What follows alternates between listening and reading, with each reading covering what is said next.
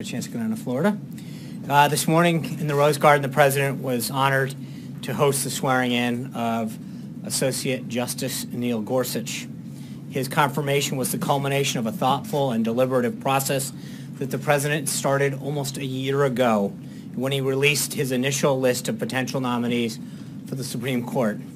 In September, he released a final definitive list promising to select only from those individuals who would continue the legacy of the great Justice Scalia on the bench. And today, the President celebrated our new Associate Justice, who will protect our Constitution for generations. It was definitely a great day to kick off the week, and another productive week that we will see here at the White House. Before I get into the upcoming week, just a couple updates from over the weekend. First, the President spoke with Prime Minister Löfven of Sweden to express our condolences for the loved ones who were killed in Friday's terrorist attack in central Stockholm, Sweden, and to wish a speedy recovery for those who were wounded. The President also called President Sisi yesterday to convey his deepest condolences to Egypt and the families who lost loved ones in the heinous attack that occurred there. Dozens of innocent people were killed and many more were injured on this Holy Palm Sunday. The United States condemns in the strongest terms these barbaric attacks on Christians' places of worship in Tanta and in Alexandria. The President also spoke with the King of Saudi Arabia, the Prime Minister of Japan, the Acting President of South Korea, all about the United States' military strike on the airfield in Syria. All of the leaders expressed support for the United States' necessary action in response to the horrible chemical and bomb attack on innocent civilians. And yesterday he spoke with Commander Andrea Slow, the commanding officer of the USS Porter, and Commander Russell Caldwell, the commanding officer of the USS Ross, to thank them and their teams for successfully carrying out that strike. During these calls, the President communicated that he could not be more proud of the crews of these two ships and their flawless execution of these operations. As you know, these ships, between the two of them, sent 59 Tomahawk missiles, and each of them hit all of their targets, showing America's power and the military's accuracy, which is just a small representation of our military's overall capability and a fraction of what this President will continue to build up the military to be throughout his administration. The sight of people being gassed and blown away by barrel bombs ensures that if we see this kind of action again, we hold open the possibility of future action. The resulting action of what happened ensured that their fueling operation is gone from this air facility. 20% of their fixed-wing aircraft were destroyed and knocked out. And I think by all measures, the world and domestic reaction was highly laudable for the President's action. Additionally, obviously, we're all aware that the President had a very successful visit with the Chinese President, and it concluded on Friday. As you've read, one of the most significant developments from these discussions was the agreement to create a 100-day initial plan, hopefully with some tangible near-term deliverables to lead to a more balanced economic relationship between our two countries. As that develops, we'll make sure that we provide you with additional details. And this morning, the President was glad to see Toyota announce that it will be spending $1.33 billion in its Kentucky plant as part of its plan to invest $10 billion in America over the next 5 years. A continued signal of the confidence that businesses have in the American economy under President Trump. Now, in terms of the week ahead, tomorrow the President will have a discussion on strategy and policy with several members of his cabinet and a group of CEOs. This is a follow-up from his meeting with 20 CEOs from the Strategic and Policy Forum just this past February with some of those same business leaders and some new ones. First, they'll meet in small interactive groups, each led by a cabinet member, to discuss the priorities for those cabinet secretaries and their agencies. The President will then oversee a report that will be presented to the group, by the group rather. The cabinet level participants will be Secretary of Commerce Ross, Secretary of Education DeVos, EPA Administrator Pruitt, OMB Director Mulvaney, and Secretary of Transportation Elaine Chao. We'll have the full list of additional participants for you later. As part of the effort to de-escalate the conflict in Syria and press for a political process that can resolve the conflict and eventually result in a transition of a new legitimate Syrian leadership, U.S. Special Envoy for Syria, will be coming to Washington tomorrow for consultations with the State Department and with National Security Advisor McMaster here at the White House, among others. He has been overseeing the political talks among Syrian parties in Geneva. On Wednesday, we will welcome the Secretary General of NATO, Jens Stoltenberg, to the White House. The President and the Secretary General will have a joint press conference later in the afternoon. And then the President plans to spend the Easter holiday in Florida, and he'll return to the White House on Sunday. As the President noted today, as we hit day 81 in the President's administration, we have done so many great things, including nominate and confirm a Supreme Court justice, roll back more regulations than any president in modern times, rolled back the Obama-era war on coal, oil, and natural gas, restored confidence in the economy. We're now seeing historic levels of consumer, CEO, home builder, manufacturer confidence. There's been a 12% gain in the stock market, and we've even seen a real resurgence in the mining industry. We've reduced illegal boarding crossings by over 60% to the lowest level in nearly 2 decades, and implemented historic ethics reforms, including a 5-year lobbying ban and a lifetime foreign ban. So with that, I'd be glad to take your questions. Why is it okay to bomb Syria but not okay to assist the refugees, one? And number two, what's the reaction, this administration's reaction to Russia saying we are running a danger of a real war within the Middle East? Well, with respect to number one, the reason that we took action was multifold. Number one, to stop the proliferation and the deterrence of chemical weapons.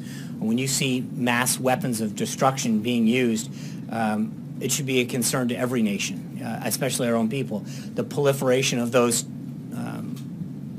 weapons pose a grave threat to our national security. So number one, we have to stop that. Number two, we have to stop ISIS. But with respect to the people of Syria, by us taking action and de-escalating what's going on in Syria, that's the greatest thing you can do to support those people. De-escalating the conflict there, containing ISIS, is the greatest aspect of humanitarian relief that we can provide, first and foremost.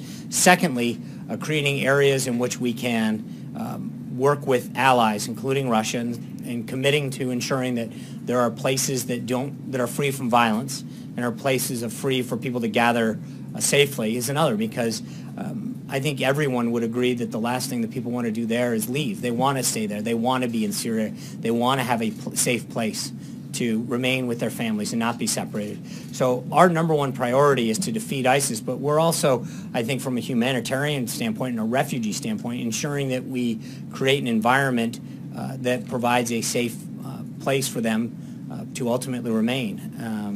And then on Russia in particular, look, I think that if you look at the countries that are with us, it speaks pretty loudly, the number of countries that have stood shoulder to shoulder with this president. Russia, on the other hand, stands with Syria, North Korea, and Iran. I think when you contrast the two groups of countries sets, it's pretty clear that we're on the right side of this issue. But does that mean we're going to commit troops? I mean, they're no. What it means? No. What it means is that I think the action that we took last week has been widely praised domestically and internationally as a great step to ensure the deterrence and proliferation of chemical weapons and of action against innocent people. When you watch babies and children being gassed and suffer under barrel bombs, you are instantaneously moved to action.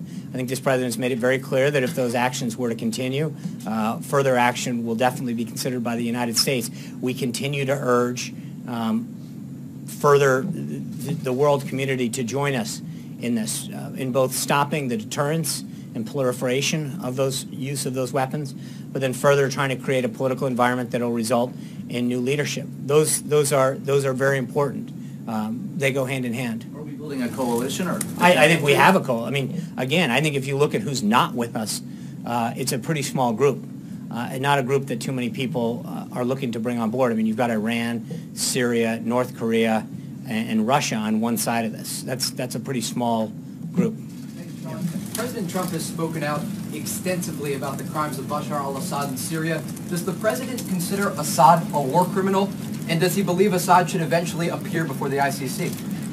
I think right now the focus is twofold. One is defeating ISIS, and the second is creating the political environment necessary for the Syrian people to have a new leadership there. I don't think that there's I can't imagine a stable and peaceful Syria where Bashar al-Assad is in power. I think we all recognize that happens, and there can be a multi-pronged approach where you're ensuring that ISIS is contained and there's a de-escalation of the proliferation of chemical weapons, at the same time creating the environment for a change in leadership. But does the president believe Assad has committed war crimes? I think that there's a court that decides those things, and obviously there's a reason that clearly the actions, when you take an action against the people that he has, and I think we feel unbelievably confident in the intelligence that we have. But again, that would be something for a court to decide. Charlie. A lot of people are talking about what the Trump doctrine is on foreign policy, what it may or may not include, and the president's even stated that he was very flexible. Do you know what the Trump doctrine is on foreign policy, and can you explain it to us? Yeah, I think the Trump doctrine is something that he articulated throughout the campaign, which is that America's first. We're going to make sure that our national interests are protected, that we do what we can to make sure that our interests, both economically and national security, are at the forefront. We're not just going to become the world's policeman running around the country, running around the world, but that we have to have a clear and defined national interest wherever we act, and that it's our national security first and foremost that has to deal with how we act. Action in Syria fits in that doctrine? Absolutely. I think if you recognize the threat that our country and our people face, if there is a growth of use or spread of chemical weapons of mass destruction, the proliferation of those, the spread to other groups, is a clear danger to our country and to our people. Kristen. John, thank you. I just want to follow up on what you were saying about Bashar al-Assad. Are you saying that defeating ISIS and getting Bashar al-Assad out of power through a political process should happen at the same time? I think, I'm not trying to how you sequence them, but I don't think they're mutually exclusive. I don't think that you have to do one other than others, but I think they kind of go hand in hand. As you reduce ISIS's strength, as you de-escalate the conflict in Syria, the political environment to remove him becomes stronger and stronger. And just to be clear, Secretary Tillerson over the weekend said we can navigate a political outcome in which the Syrian people will determine Bashar al-Assad's fate and his legitimacy. Nikki Haley seemed to align more with what you were saying. She said in no way do we see peace in that area with Assad as the head of the Syrian government. So who better reflects the I don't think those are mutually exclusive statements. Because I think that you can, one of them saying we don't see peace with him in charge, and the other one is saying we need to have him gone. I think that's the point of both. The goal for both of them, the goal for the United States, is twofold. As I've stated, it's one, to make sure that we destabilize Syria, destabilize the conflict there, reduce the threat of ISIS, but then secondly is create the political environment, not just within the Syrian people, but I think you can work with Russia in particular to make sure that they understand that Syria, backed up by Russia's own accounting, should be held accountable for the agreements that it's made with respect to its international agreements on chemical weapons alone. And can you defeat ISIS with Assad still in power?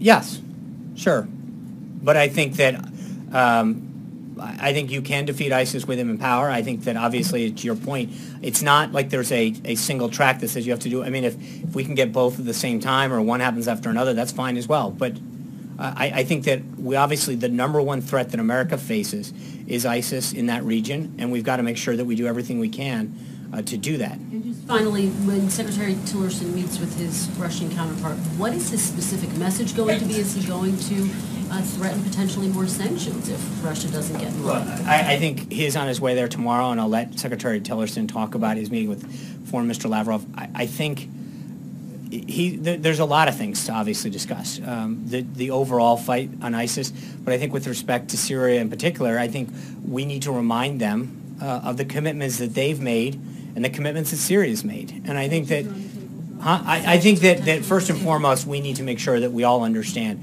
what the situation is on the ground. There's no question who acted in this case and what Syria did. And I think that we need to make sure that Russia fully understands the actions that Assad took, the commitments that Syria has made, and Russia has equally agreed to those same understanding. So getting them back on the same page, first and foremost, would seem the logical step. But secondly, and I guess equally as important, is to make sure that the areas where we can find a commitment to defeat ISIS is something that we share. Major. So would the president want the Secretary of State to put the threat of sanctions on the table to get Russia's attention in this matter? Because the Secretary of State said Russia is either complicit or incompetent. What does the president believe Russia actually is in this matter? Well, we'll have plenty of time to discuss how those talks go. I don't want to. The one thing the president's been very clear on from the get-go is he doesn't like to telegraph all the cards that he has. I think he wants to see how that conversation goes with Secretary Tillerson. If we can get them to agree to commit to action on defeating ISIS, get them. Well, I think that's what they're going to have a discussion about. I think that we need to see what goes beyond rhetoric and what goes where that talk starts and what they're willing to commit to in action. I think that's important. To get ahead of this right now before they meet is not something I want to do. I'd like to let Secretary Tillerson meet with Lavrov, have that conversation, and then report back. Jen?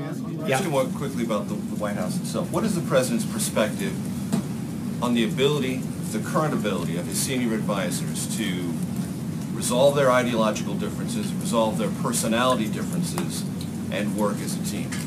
He's very confident in that. Because this is the same group with the same ideologies, the same strengths. They came together for a common purpose to win a campaign. There is an unbelievably talented team at the senior level and at the mid-level and frankly all the way down to the bottom level of this administration that is committed to the president's agenda. I said this multiple times throughout the transition, that everybody that came into this administration, while they might have a personal view or an action on an issue, they understand and understood and understand the president's vision and agenda. And their goal of coming into this was to understand, first and foremost, that it is the president who made pledges and promises to the American people about the direction he'd take this country and the actions he's taken. And he is doing that, and I just read off a series of them in terms of the judges that he's appointing, the Congressional Review Act pieces of legislation that he signed, the executive orders. When you look at the actions that he's taken and the results that he's getting, 60% down on the border, nobody would dispute the fact that immigration was a hot topic during this campaign. And the president's actions are seeing results.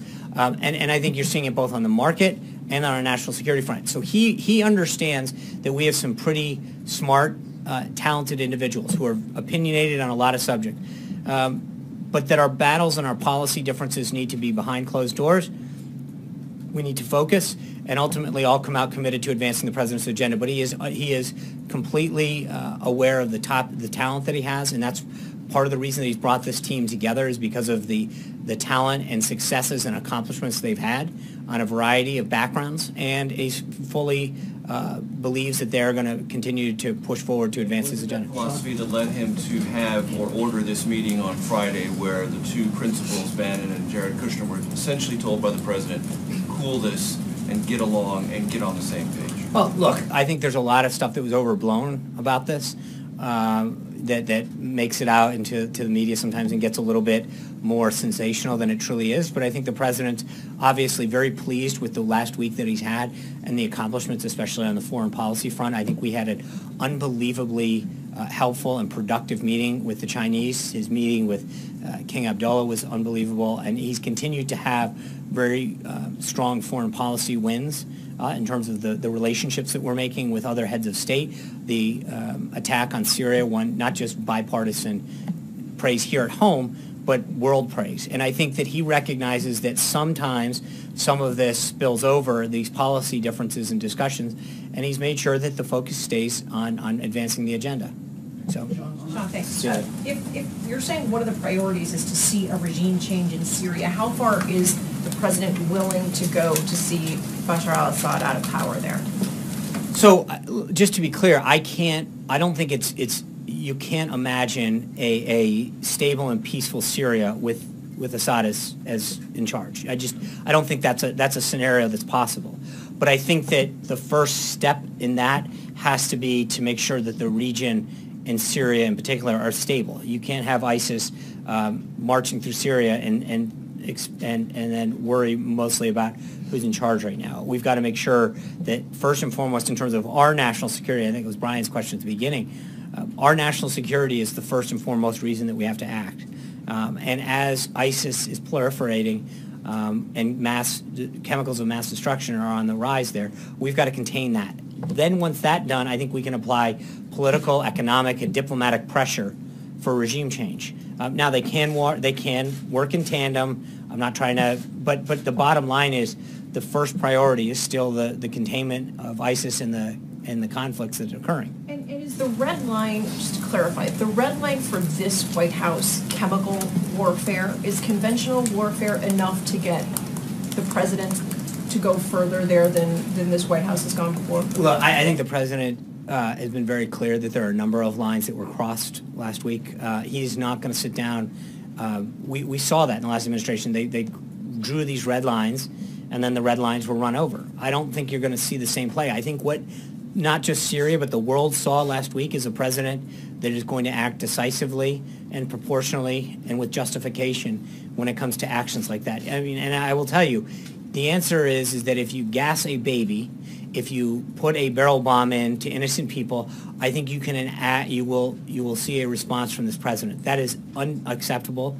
And I think the rest of the world. I think. Look, one of the things that I don't want to start doing, Cecilia, is say if you do this, this is the reaction that you're going to get. The president's made very clear throughout his time in the campaign, through the transition and now as president, that he's not going to telegraph a response to every corresponding action because that just tells the opposition or the enemy what you're going to do and whether or not that response is worth taking. The president's going to be very clear that he's going to keep his cards close to the vest, but make no mistake, he will act.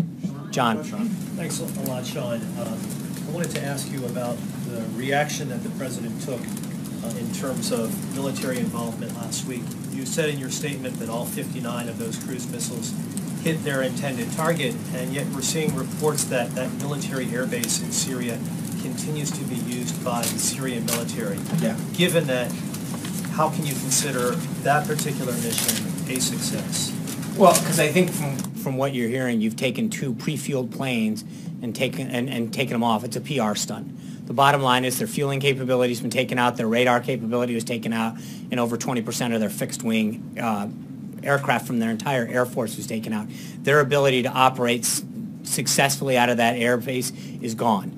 Like I said, they as a PR stunt, they took some pre-fueled planes, pushed them over to make it look like nothing is. But make no mistake about it, their radar capability is gone, their fueling capability is gone, and a good chunk of their aircraft is gone. That's a huge success. John Gizzi. I just want to ask you one other question, okay, following up on what Major Garrett asked, sort of about these reports of a shakeup at the White House. There have been various reports that the Deputy National Security Advisor, Katie McFarland, is stepping down from that post. She'll take on the post of U.S. Ambassador to Singapore. Can you confirm that? And what's behind that particular move, if indeed that's the case? I appreciate it. Look, I've said many times before that we're not going to get into personnel announcements until they're ready to announce. I would say that two points on that. One, when General McMaster was announced, it was pretty clear. We said it at the time. You all asked the question whether or not he would have the ability to shape the National Security Council in his liking with the president's concurrence. I think you've pretty much seen that was an accurate statement at the time, and it continues to be now. And General McMaster has the president's confidence to ensure that our National Security Council is shaped in a manner that best serves the President of the United States in every way, shape, or form. Secondly, to your point, I think the staff said it over the weekend, I'll reiterate it, the only thing that's being shaken up in Washington right now is Washington. I think this president continues to show that he's going to be a disruptor and do things differently and bring real change to Washington. John Gizzi. Thank you, Sean. Two questions. First, the previous administration was in touch with the Assad opposition and gathered conclaves of different groups, including the Free Syrian Army. Is this administration in touch with the same anti-Assad forces, political and military? Yeah, I'm not going to go into details on what we're doing and who we're talking to. I think that's obviously didn't prove too successful last cycle, the last administration in terms of regime change. So I'm going to not get into telegraphing what we're doing and how we're doing it. On the domestic front, Congressman Ron DeSantis wrote the president just last week to call in very strong language for him by executive order to end what he calls the OPM rule of 2013. That was an executive order, of course, that undercut the Affordable Care Act's amendment saying that members of Congress and their staff could not get health care and special subsidies unlike any other American. And he said, as soon as that is eliminated, Congress will move faster because they and their staff will not have special treatment. Is the president going to use his pen and get rid of the OPM order?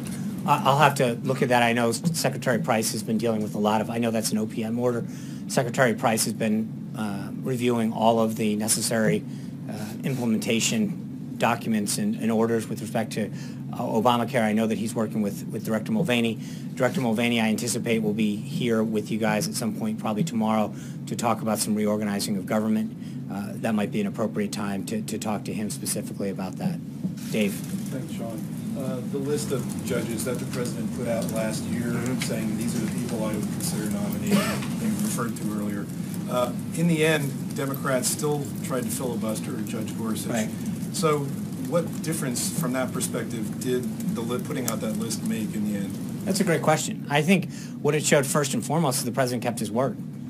The president put out a list of people and campaigned on it and said, if you elect me, these are the type of justices that I will choose from. And they are originalists. They are going to read and interpret the Constitution as it was written and meant to be.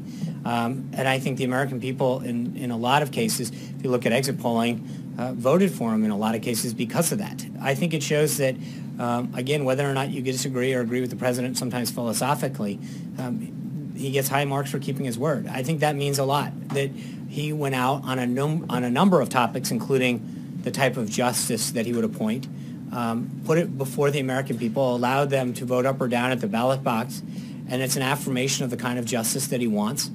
But it's also a continuation to know that the president is going to be someone who makes a pledge to the American people and keeps it.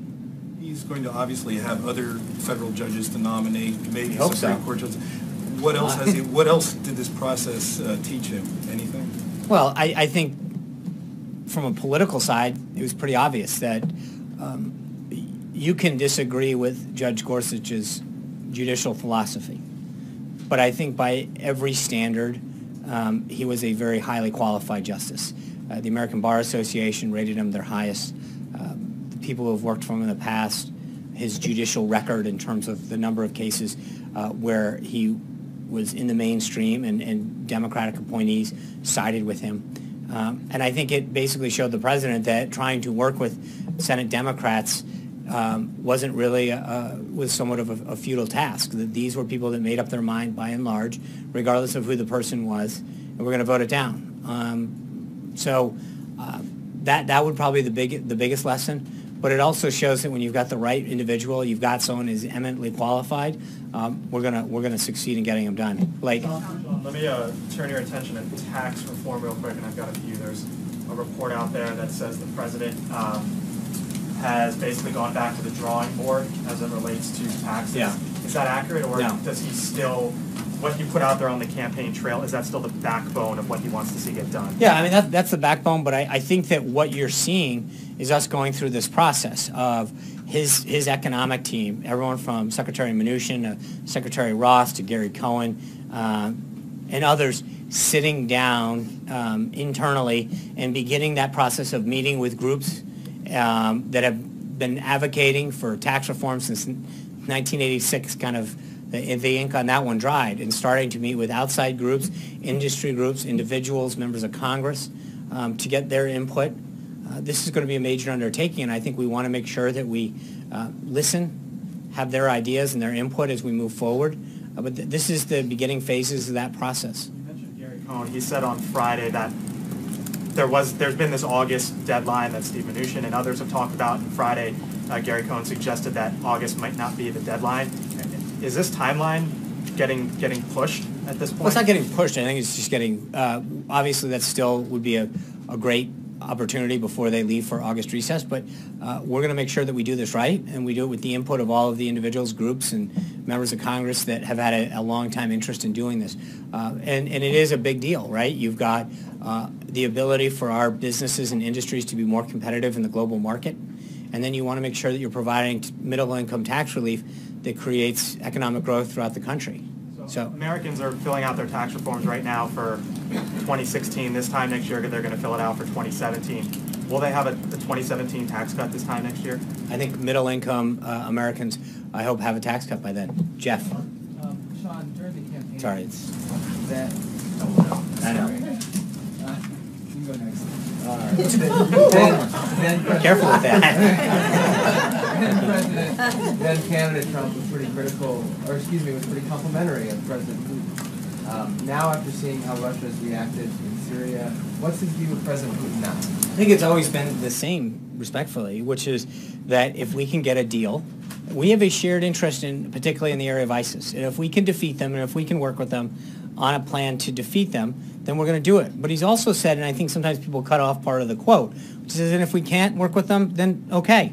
But the president came into office to really focus on two fronts, keeping our country safe and growing our economy and putting people back to work. And I think if Russia or any other country can help us achieve those two goals, either through market access and additional products and services from the United States into a major marketplace, but more importantly, it helps keep our country safe through a combined effort to defeat something like ISIS, especially in a place like Syria where they're playing so prominently, then I think we want to work with them. But if we can't get a deal with them, then the president's not going to be disappointed, but he would like to do what he can to work with these individuals to make it happen. Jim. Would he still describe him in the same way that he did several months ago as a leader who he viewed as stronger than President Obama? I think we'll wait and see. We're 81 days in. I think Secretary Tillerson will have a lot of information after he meets with Foreign Secretary Lavrov. Ask you one other question on trade.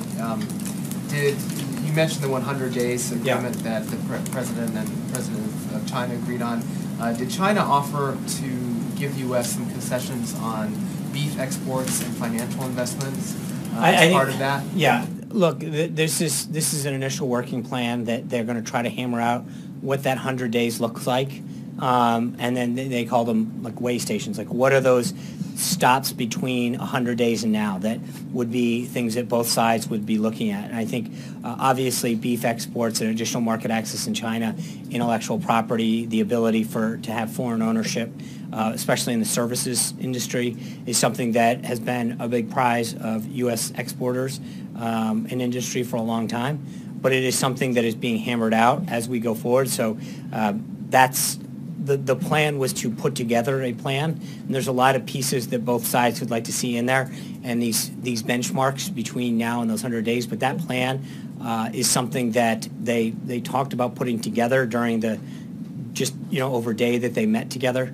And it is something that the counterparts are now going to continue to flesh out. So there's a lot of topics that got put on the table. We're going to see how that works. Jim. Thank you, Sean. What is the status of, and a multi-part question, what is the status of the renegotiation of NAFTA, and what is the White House doing to tweak NAFTA in U.S. interest? And is there concern about getting it done before the Mexican elections heat up at the end of the year? Well, the first thing with respect to trade is, we need the Senate to approve Robert Lighthizer as the next U.S. trade representative. That's obviously, USTR drives that. And so our focus is getting that done, and it'll be ready to go. We still have an official 90-day notification that we'd have to give Congress. And so once we get Ambassador Lighthizer confirmed, we'll be ready to probably announce a better work plan on that. But as of right now, that's not there. Jeff Zeleny.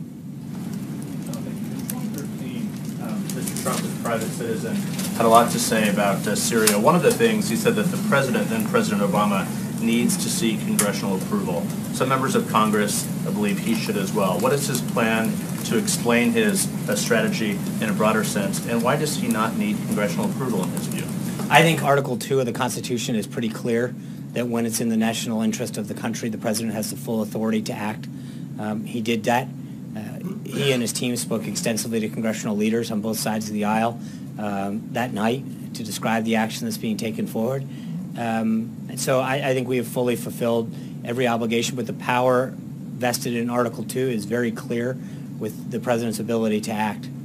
In terms of things happening here at the White House behind the scenes with his staff members, obviously there were some ideological and policy differences on this particular military action last week. Does the president believe, or do you believe, that this has been smoothed over in the short term, or there has been a long-term solution to the fighting between Steve Bannon, Jared Kushner, and others? Are you talking specifically with Syria, or are you talking... Specifically with Syria, there was a disagreement, but is this a short-term fix to this problem, or do you believe, does the president believe, that there is a longer-term fix to this infighting that has really plagued his administration? Well, again, I'd say a couple things, Jeff. One is that a lot of this is frankly overblown. But number two is the reason the president's brought this team together is offer a diverse set of opinions. He doesn't want a monolithical kind of thought process going through the White House. He wants a diverse set of opinions. He is the decider. He has people come in and give him a variety of options and plans. He went back and forth over that 72-hour period where he wanted additional options, additional explanations and questions answered. That's how he's going to deal. And so whether it's this, healthcare, tax reform, trade, he's got a divergent set of opinions on here of experts. The idea isn't to have one set of thought and policy flowing through there. It's to give the president the best advice possible, but that once the president makes a decision that the team is on board 100% to make sure that we do what's been the best interest of the country and fulfill the agenda that he's laid out. So I think the president wants to have a series of ideas and thoughts put forward to him. That's how he's going to make the best opinion or best decision possible for this country. But it must have crossed a line if he said to work it out. Well, I think sometimes, again, I'm not going to get into what happens internally, but I think sometimes might spill out into public more than other things. But there's always going to be a healthy debate internally on a variety of policy issues among the cabinet, among the staff, to make sure that the president sees every option that's available, every opinion that he should weigh and counter before he makes a final decision. It's just sometimes those discussions may make them out a little bit more publicly than they do. But I think, as I noted at the beginning, I thought there was a lot of overblown coverage of how it actually happened and what went down. So sticking with Steve Bannon, he is very now. confident in the team that he has, that they have an unbelievable amount of knowledge.